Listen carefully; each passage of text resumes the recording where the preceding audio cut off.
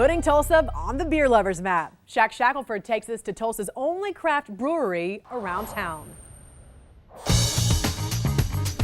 Move over, wine snobs. Craft beer is taking over as many people's alcohol of choice.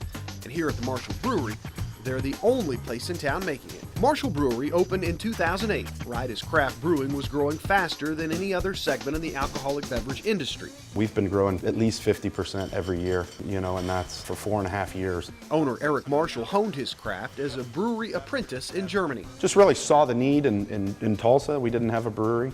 Beer, for the most part, is a very simple product.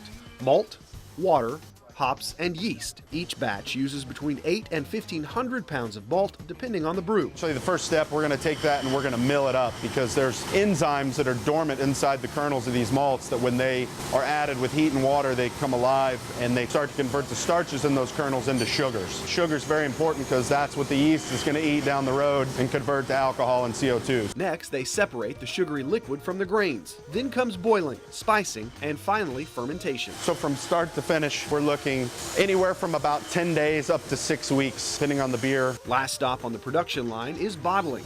This vintage machine is something Eric picked up in Germany. When we hold our breath just right, our machine will run up to about 65 to 70 bottles per minute. All this talk is making me thirsty, so what about newcomers to the craft beer? Eric says start off with a wheat beer.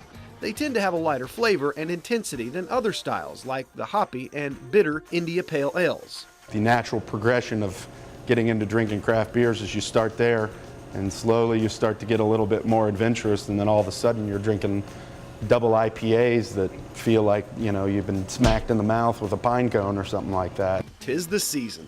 For The List, I'm Shaq Shackelford.